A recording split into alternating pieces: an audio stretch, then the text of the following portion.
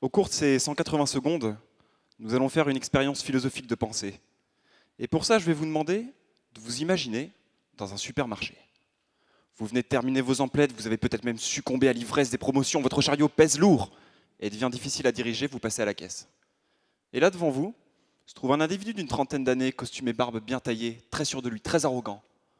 Il passe devant le caissier ou la caissière avec son smartphone vissé sur l'oreille et sans un salut, ni même un regard, lui tend sa carte bleue.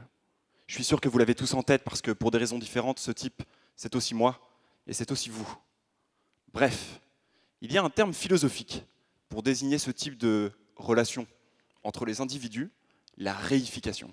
C'est-à-dire le fait de traiter la personne que vous avez en face de vous comme une chose, comme un simple moyen dans la fin que vous vous êtes fixé. Parce que dans ce type de situation, quel est le statut de la caissière? Une chose, un bras permettant de scanner rapidement vos produits et de vous faire gagner du temps.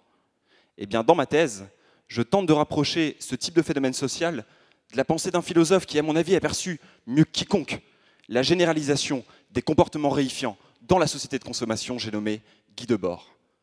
Pour Debord, ce qui caractérise le capitalisme contemporain, c'est sa capacité à produire des spectateurs, des êtres passifs, car absorbés, hébétés, fascinés par les images qui leur sont projetées. Et ça, il l'appelle le spectacle. Le spectacle, c'est ça. Le règne du faux, de la passivité, de la séparation. C'est Cahuzac face à Bourdin, Coca-Cola qui s'arroge le monopole de l'amitié, Carrefour qui devient le défenseur de l'optimisme. Et ce sont ses amis qui se retrouvent au restaurant pour écrire compulsivement sur leur téléphone et prendre leur plat en photo. Bref, c'est la société qui offre le spectacle de sa propre destruction.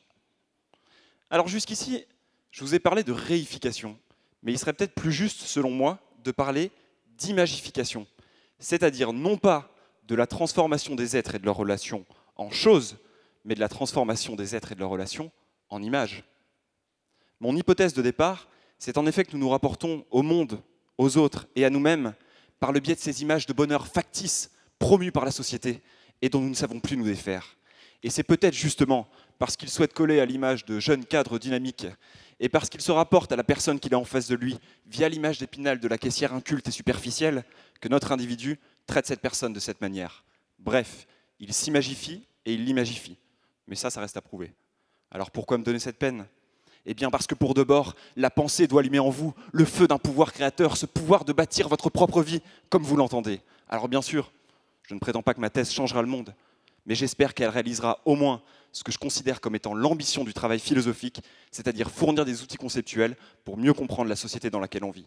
Et si donc en 180 secondes, j'ai réussi à vous convaincre de la nécessité de passer du statut de spectateur à celui d'acteur, alors je peux dire avec Guy Debord et contre le spectacle, rideau.